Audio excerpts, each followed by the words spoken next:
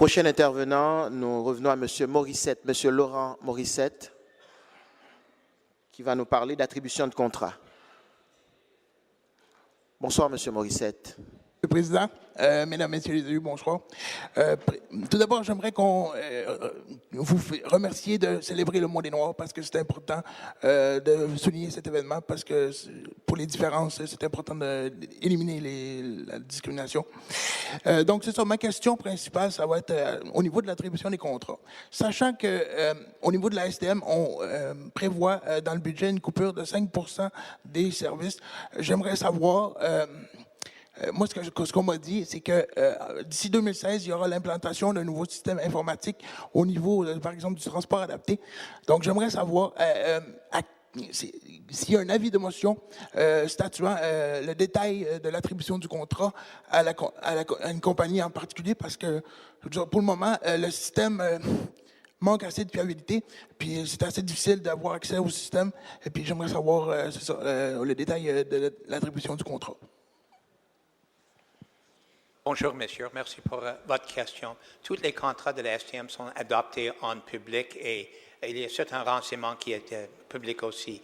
Je n'ai pas complètement saisi votre question concernant quel contrat, mais si vous nous envoyez par écrit lequel vous voulez des détails, probablement la majorité de ces détails sont assujettis quand même à la loi accès à l'information, on peut le fournir. J'aimerais juste vous expliquer que la situation financière à la STM est une situation causée par un déficit structurel. Le STM a suivi le plan stratégique adopté par les trois paliers des conseils de ville, conseils d'agglomération, conseils métropolitains et le gouvernement du Québec, et a commencé le renouvellement des équipements et de mettre en œuvre un plan pour augmenter l'achalandage. Il y a un coût pour ça. On attend les nouvelles revenus qui ont été promis, qui peuvent payer ça. Entre-temps, on est obligé de resserrer la ceinture. J'apprécierais votre concern et votre suggestion qu'on trouve cet argent pour aider les usagers de transport en commun. Il n'y a pas de problème. Je vais vous en faire. Ma question complémentaire, c'est un petit peu dans le même acabit. On sait qu'il y a un retard au niveau du métro. Attendez, M. Morissette, un instant. Oui, M. Miguelet.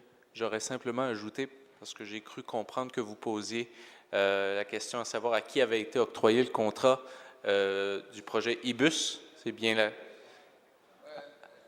Non, pas du tout. OK. On va laisser M. Morissette continuer.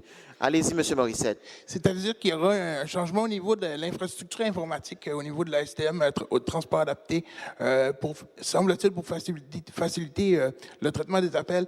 Donc, j'aimerais savoir, c'est à qui est attribué ce contrat-là. Là. Donc, d'après moi, je pense que c'est Accès 5, mais je ne suis pas sûr. M. Morissette, le transport adapté est fait en maison par la STM. La livraison de services par taxi adapté ou taxi régulier est attribuée à des coopératives ou des compagnies de taxi qui gagnent des soumissions. Mais la répartition des appels, le traitement des appels est fait par les employés de la STM. Il y a un comité à la STM qui suit ça. Je préside ce comité. Nous avons constaté les dernières quelques années énormément plus des appels que dans le passé. Le nombre de la clientèle a augmenté. Le coût pour le STM a augmenté sensiblement pour que l'année prochaine, ça va être plus que 30 millions de dollars dans notre budget. Nous avons, malgré les coupures de subventions par Québec l'année dernière, maintenir le service. Heureusement, le ministre a dernièrement annoncé une augmentation de l'argent qui va aller au transport adapté, un autre 6 millions de dollars, c'est-à-dire cette année, ça va solutionner tous nos problèmes et l'année prochaine aussi, il va continuer d'augmenter la clientèle admissible pour le transport adapté. Donc, je vous remercie pour votre réponse. Merci, M. Morissette. Merci pour votre présence.